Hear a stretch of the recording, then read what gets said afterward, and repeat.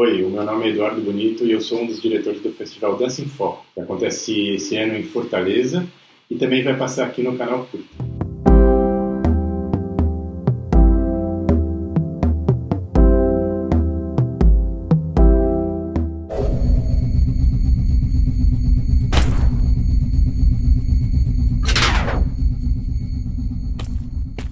Eu vou falar agora sobre um dos convidados internacionais do festival, que é o suíço Gilles Jobin.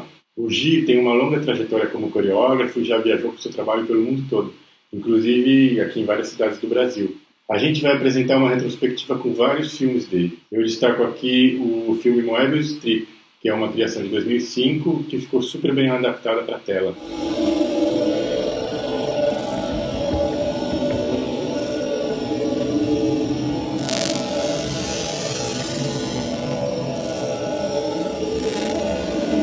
O Gilles está fazendo uma pesquisa pioneira com realidade virtual e vai contar essa experiência para a gente num workshop durante o festival. E além disso, a gente também vai mostrar a sua última criação, um filme 3D chamado Womb.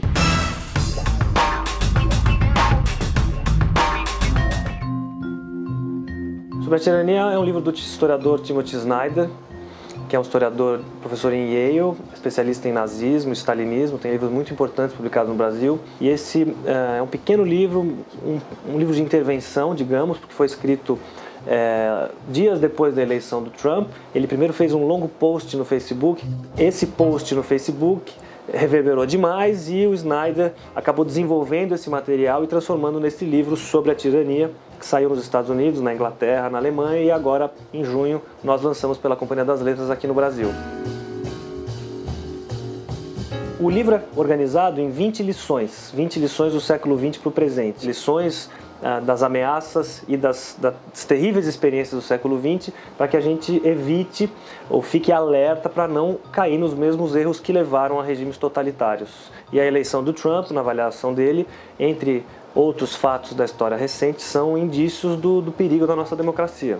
Uma das formas de resistência que o Snyder sugere, na verdade, é ler livros. E ele faz uma pequena relação sumária de livros que podem ajudar a formar uma cabeça contra a tirania. E ele cita, evidentemente, 1984, do George Orwell, Complô contra a América, que é um grande romance do Philip Roth, mas cita também Harry Potter e as Relíquias da Morte, como um exemplo de histórias a respeito de tirania e resistência. E então o chamado do Snyder nesse livro é para que se tome cuidado com o que se diz, quer dizer, a gente não pode repetir qualquer coisa e usar palavras de maneira leviana, por oposição a essa informação muito banal, irresponsável que circula na internet ou nos grupos de WhatsApp, etc. E ele diz ainda: investigue, procure fontes de informação seguras, que tem uma defesa de que a política não se faz apenas na dimensão eleitoral, da representação política, mas também na vida cotidiana. Para a edição brasileira do livro, nós optamos por fazer um convite a 20 designers, que são colaboradores da Companhia das Letras, para que cada um criasse um cartaz tipográfico para cada capítulo do livro. Diante do momento que a gente vive no Brasil e no mundo hoje, Sobre a Tirania é um livro particularmente importante que vale a pena conhecer.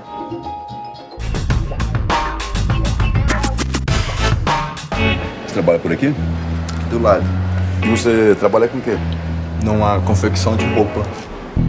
O corpo elétrico ele parte de uma série de questões que eu já levantava nos meus curtas-metragens, que eram as relações homoafetivas na cidade de São Paulo, as distâncias entre as pessoas e os grupos, e como na verdade essas distâncias elas tinham uma necessidade de transcender e de aproximar pessoas teoricamente distantes. O filme ele tem uma série de personagens operários e o que me interessava muito era esse trânsito do centro, dos bairros industriais do centro de São Paulo para as periferias, para diferentes regiões do entorno de São Paulo. Então tem uma questão de você poder movimentar esses corpos pelas ruas da cidade, construir esses deslocamentos e ver possibilidade de proximidade nesses momentos entre trabalho, né? Esse momento onde as pessoas saem para buscar suas catarses. E uma coisa que eu entendi fazendo as pesquisas do filme, filmando, né?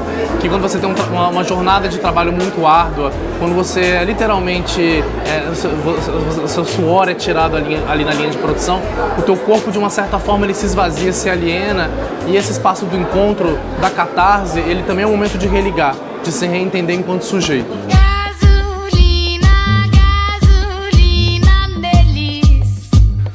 Existe um leque muito grande de personagens dentro do filme que vão desde evangélicos a drag queens, passando por gays, por heterossexuais, por trans.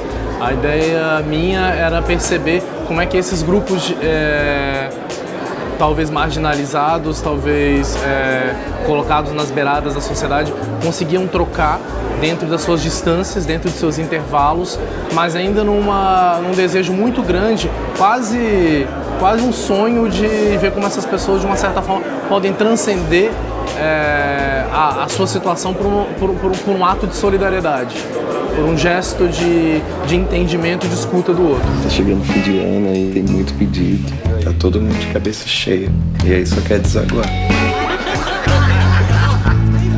Nossa, eu tenho sonhado muito com mais esses dias. Como eu penso muito, às vezes eu preciso descarregar. O lançamento no Brasil ele é bastante importante, inclusive, para dar essa renovada no fluxo, trazer novas energias para o filme, porque é um filme feito sobre esse país, é feito com as energias das pessoas daqui. Eu tenho muita relação com a cultura brasileira, então, para mim, é o momento mais importante, na verdade, né? Mais do que os festivais internacionais, até porque é com quem eu estou muito afim de dialogar. Talento, hein?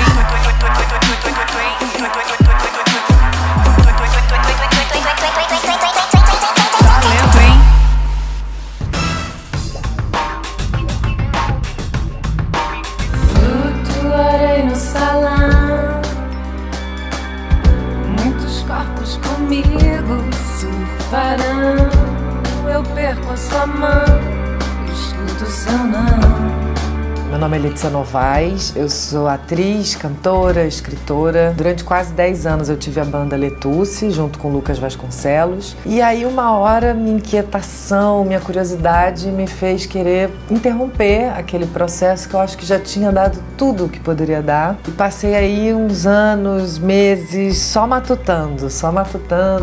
Às vezes baixava uma frasezinha, eu ia num caderninho e escrevia uma frase. E aí uma hora eu falei, por que não lançar um disco solo? Coloco muitas aspas porque um disco solo nunca é solo, né? Você tem toda uma equipe, toda uma colaboração de músicos, de produtor, todo mundo, né? E aí eu digo que eu fenixei, né? Eu morri e isso ressurgi das cinzas com o Letrux. Em forma de enxurrada, ela volta depois. Arrasta nós dois. Que brutal esse caldo que você me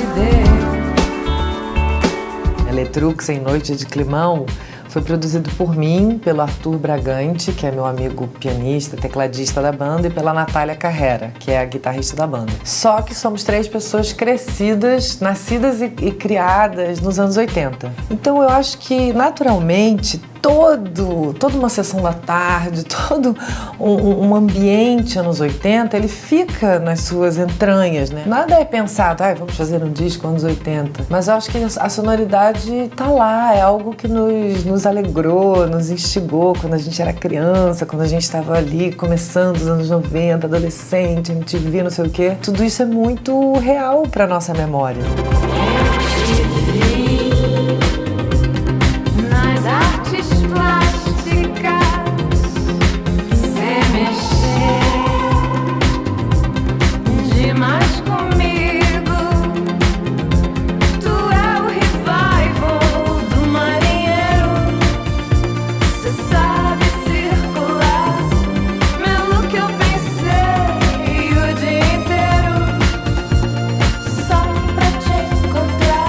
O disco, ele tem tantos assuntos, né? Eu acho que ele é um passeio a todas as sensações da existência humana, né? Estar vivo é se defrontar com muitas sensações, né? Por isso que eu não quis fazer só um disco pistinha, porque eu não sou uma pessoa só pistinha.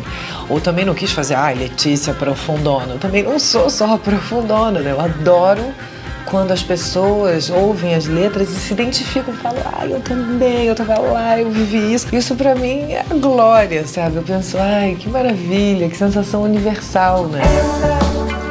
Mas não fica à vontade, que eu não tô. Entra, mas não fica à vontade, que eu não tô. E aí eu pensei, isso foi pensado, eu falei, nossa, eu queria tanto fazer um disco que as pessoas dançassem, mas que não fosse uma dança alienada. Eu queria uma dança onde se refletisse, sabe, sobre por que o corpo dança, né? Por que você disponibiliza o seu corpo para dançar? Porque você está sentindo alguma coisa, uma coisa boa, uma coisa ruim, porque você só quer se mexer. Então eu acho que esse pensamento de eu ter algumas letras mais profundas, mas ao mesmo tempo dançantes, é para causar um pouco isso mesmo, é uma fossa gozosa, ou então é uma delicinha triste.